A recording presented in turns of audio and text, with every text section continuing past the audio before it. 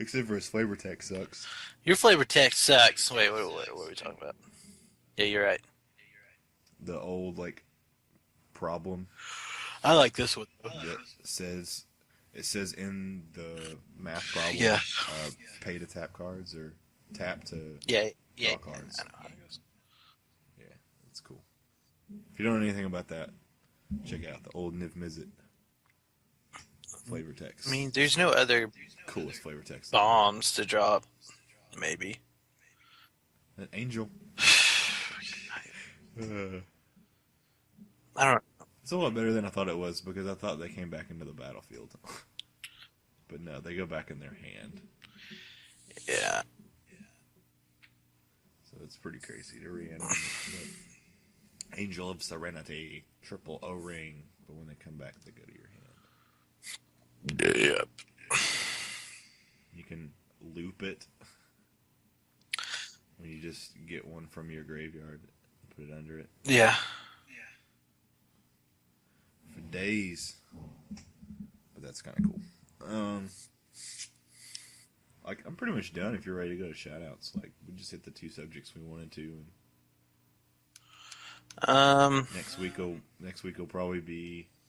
I'm looking at some cards real quick. See if there's anything I wanna. Okay, I'll just kind of foreshadow. Next week is probably gonna be JD with. He's a really good commander player. He knows commander really well, and he's also a modern player. So we talked to him about that. I know he's got one good scumbag story. He's probably got a couple more of those, but he's a really good guy, and he'll be fun to have on here, and a new avenue of insight. He's the type of guy who just he doesn't use cards from his other EDH decks. He just goes gets the same card and puts so he doesn't have to trade out EDH decks. Yeah, he's got Bunches of cards. I think he's got 5 or 6 EDH decks or something crazy like that. Yeah, he wants to have one of every good general, I think is what he said. I don't know what he said. We'll talk to him about it next week, but he's a cool guy, fun to talk to. Next level thinker. Yeah, it's cool to kind of talk to a different type of Magic player. Yeah. Because there definitely is different types of Magic players, and he's One of them. he's not it's not in like a superior or like it's not saying that someone's smarter than the other person. There's just different types of players, and his format's definitely commander or modern kind of stuff. But yeah, he's a really good thinker, and I respect him a lot as a player and a dude. He's a cool guy. But yeah, he'll be on here next week hopefully, and everything goes Next week. as planned. It's exciting. What were you looking up? Well, I didn't see anything new. I mean, Niv Mizzet seems good. The blue-white Detain Sphinx seems good. Yeah, it's in my Bant deck. It's so good. So far, so good. I haven't got to cast it a lot, but I like it. I haven't got to work on my Zorius deck yet. I really want to play with the Laia of Sky Knight and really see Yeah. how good he is. Yeah, I was gonna do Bant, but I think I'm gonna split my Bant deck into a blue-white deck and a green-white deck. Like, it's not. It has nothing to do with the mana base. It's the fact that there's so many cards I want to play in both like decks. I can't fit them all into one, so I'm like, I'm just gonna build two strategies out of it. The blue white is like Geist based, and it works off Detain and Restoration Angel, and getting him through, Mhm. getting Geist or Geist like creatures through. You can literally like after turn 3 just block Murder. them out of it. Like get free swings with an angel, just like 3 or 4 turns. It's ridiculous. And giving him lifelink with the charm, and may have some special flights in there. I'm not sure, but Geist is still something to be reckoned with. I think he always will be.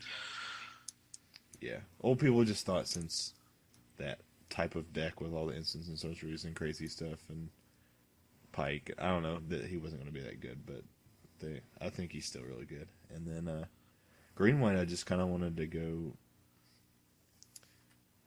I may just go token aggro. I'm not sure how good that's gonna be, but I really like the 2-drop spell that makes a 3/3. Hmm.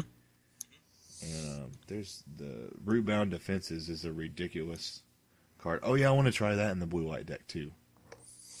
Yeah. So swing with Geist of Saint Draft, Rootbound Defense. Creatures, all the creatures are indestructible, and I make an angel token, and that angel token stays. The new one does. Yeah. So It's not taken away by the trigger of Geist. I posted about that card on a Forum? no, on a Greg Wesco article, that word. And Greg Wesco responded, told me why he thought it was not good in the main board. And then directly below it, a just random dude was just like, Greg Wesco, I think you have no idea what you're talking about. And I was like, I don't want to be associated with this guy.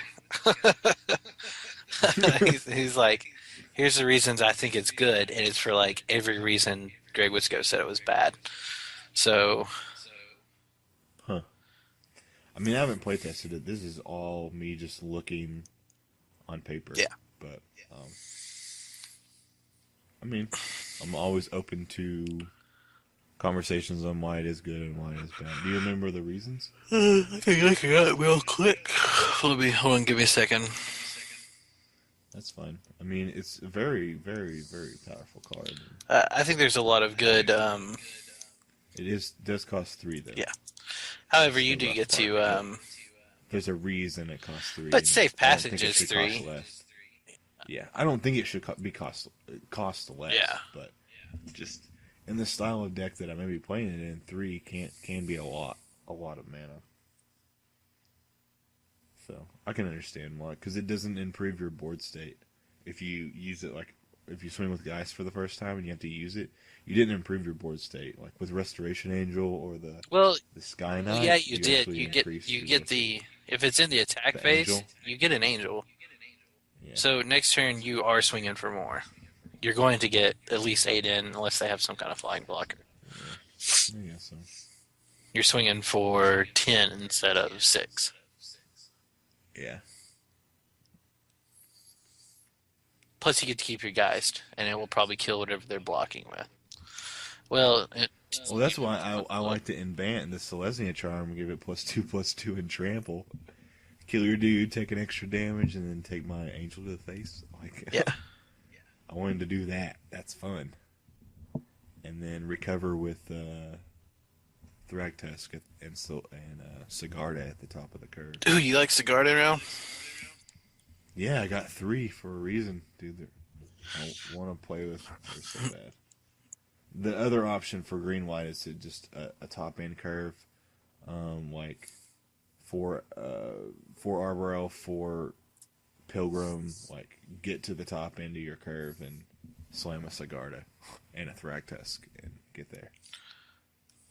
That's another idea. TCG players down, so I guess we can't really talk about it.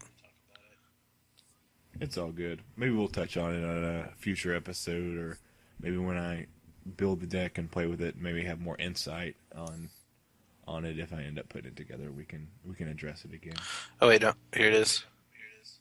Just kidding. I ask, why not Rootborn Defenses? I see it being a great answer to Massey's concern of Doge. Massey is a dude underneath us. Yeah. Doge effects, plus you get more dudes. Does this card not even see play in the sideboard? That was my question. Greg Wesco says, Rebound is a situational card. I could see running it in the sideboard, but generally it's better to run something like Dyson or Monk to combat sweepers because it rebuilds instead of protecting what you have. And it's much better in times when you draw it after their wrath or when they don't have the wrath. It being Geist of Saint Draft. Oh, okay. So you're just talking about against sweepers. Yeah, and you don't want to use that card if you don't have to. Yeah, I was thinking about using it as an offensive card more than a defensive card. That's another good way to think about it. When I was making my deck, it was turn 1 human that pumps up. Champion of the Parish. Champion of the Parish, turn 2 throwing down Township. gather Gathered Townsfolk, Yeah, swinging townsfolk. 3, turn 3 doing nothing, and passing turn, end of turn, or declare blockers, make him bigger. He becomes a 5/5, and I have 2/2/2s.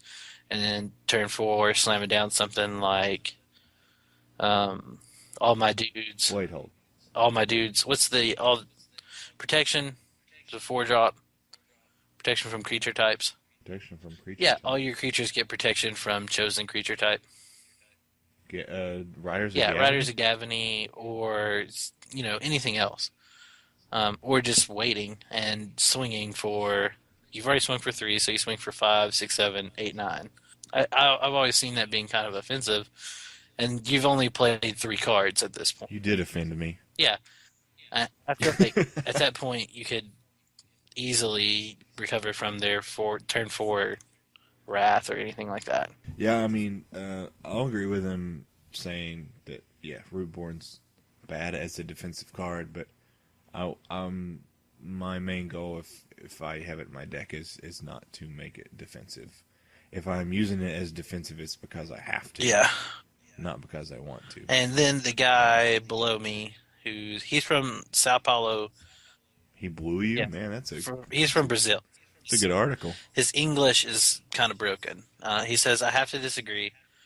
Reborn defenses fit very well both against aggro and control opponents. It helped in the same way was a killer spell against creatures blocking or attacking.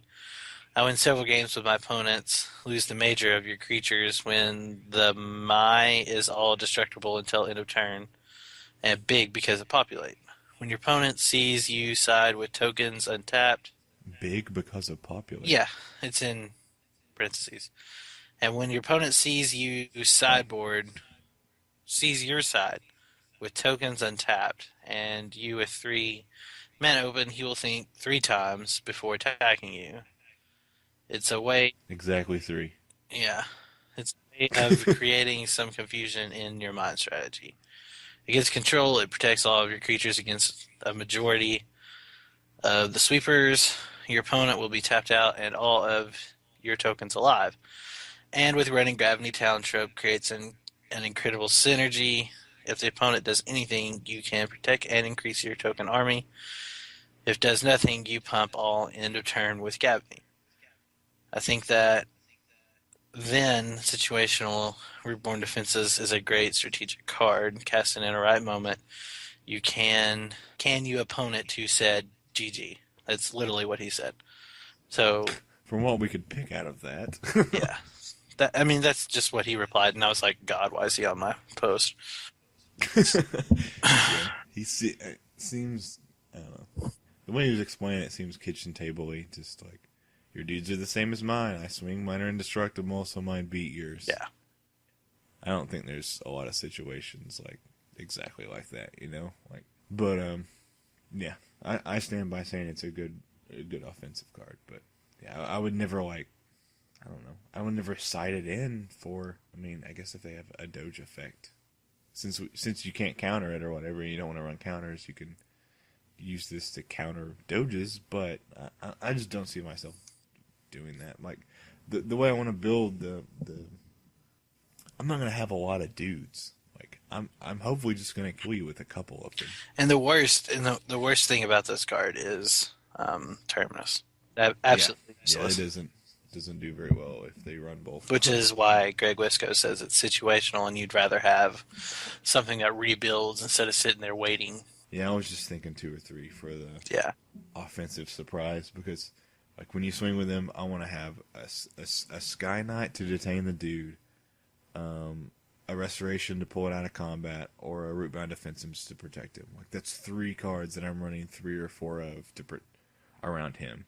And I mean, I don't even have to have a Traff. Like, it still wins without that. But, like, I also want to run Nine of Glory. Yeah, if you're running white aggro strategy of any sort and you don't have Knight of Glory in your board, at least in the main board, you're doing it wrong. And I'll stand behind that until zombies go away. I will stand behind it. Yeah. I mean, I like him. He also attacks well by himself. He also makes Geist harder to deal with when he attacks.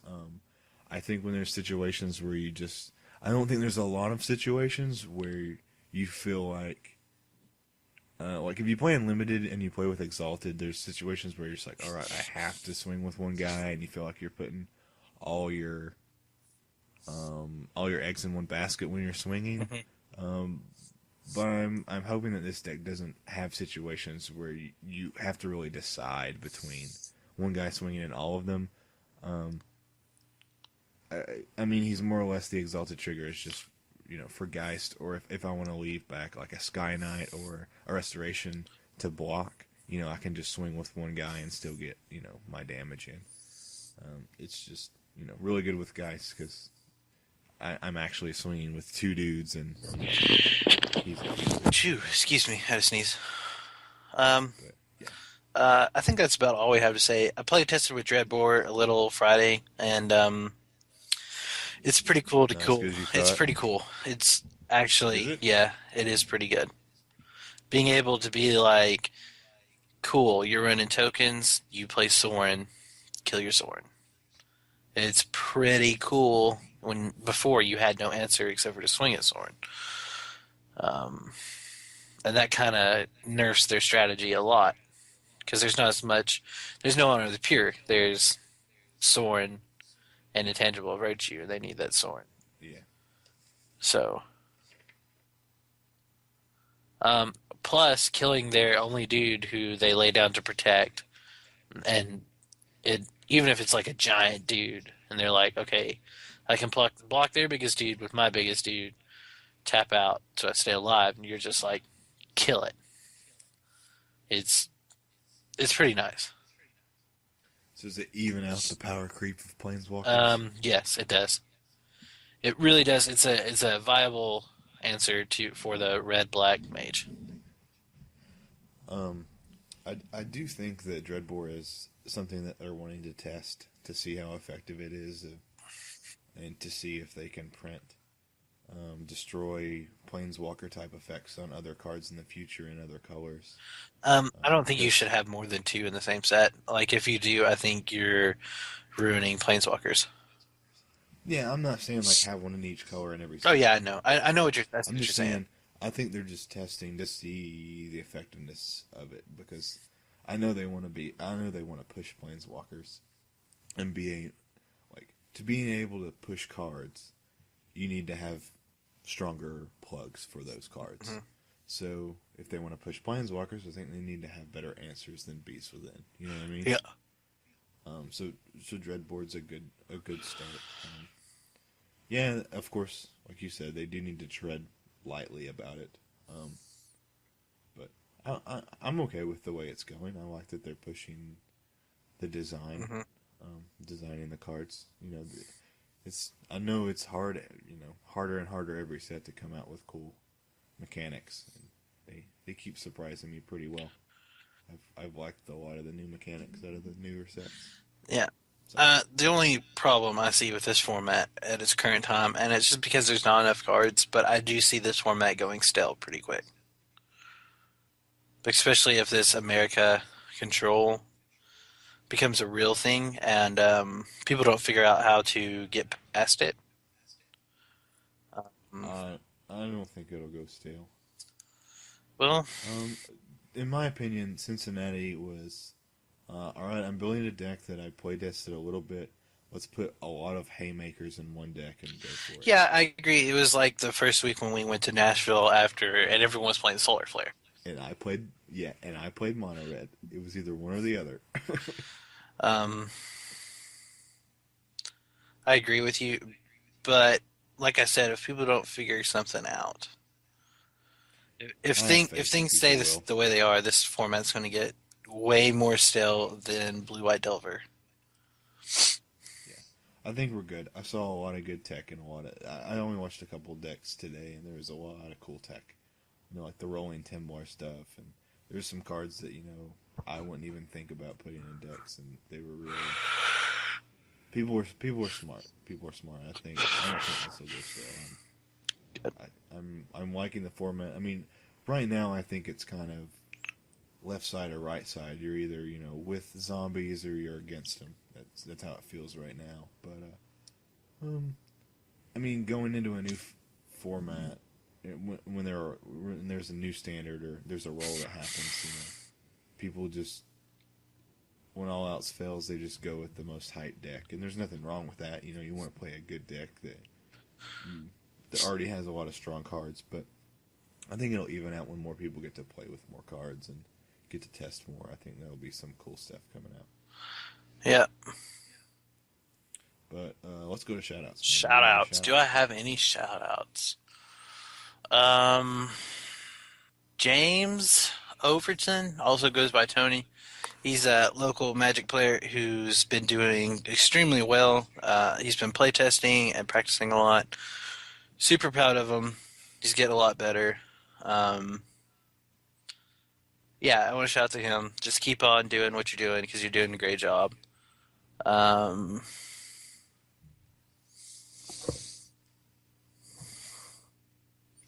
Shout out to Chris getting married next week, which this is going to be a fun wedding. We're going to party a lot. What else did we do? I have no other shout outs. I think I'm done. Hold on. Anti shout outs. Okay. None. I have none. All right.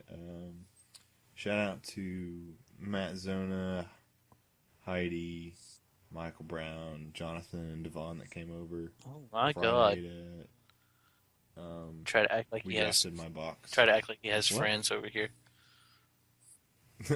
I know. It's a good cover up. We drafted half of my box, I guess.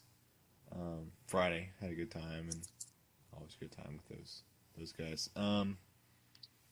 Shout out to Joe Harden, hooked me up with some Pauper cards in real life. IRL. Always hooking me up. IRL. What's that? In real life. What? IRL. What is real life? I live on the internet. Must be fun. It is. God, I had a bunch.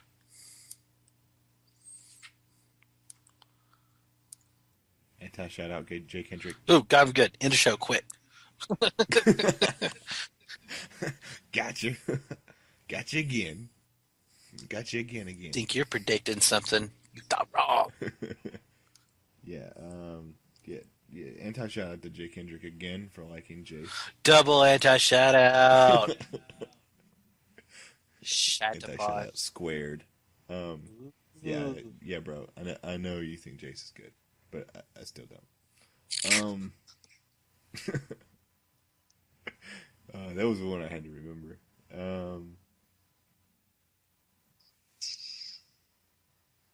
Shout out to Michael Brown, for sure. He's just an individual one. He's been working hard and brewing, and he's been thinking about a lot of Magic lately. So he's got a pretty committed mind toward getting better, and that's awesome. And always giving us good feedback and giving Joe run for his money for best fan. But yeah, shout out to him. Wait, who's this guy? Michael Brown? Michael Brown. Michael Brown. Downtown Michael Brown. Yeah. I like saying that.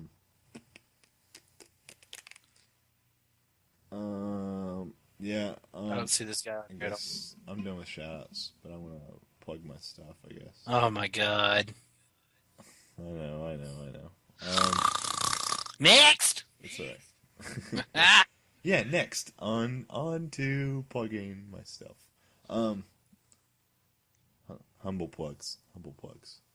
I should have a new article sometime this week. I'll post it about the trading. It's halfway done.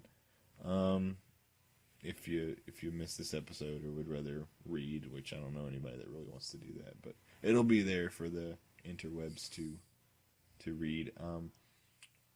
Also, Money Blog. It's in the show notes. It's TNS for Tap and Sack. TNSGingerAle.wordpress.com. Ginger Ale. So check me out there. I'm doing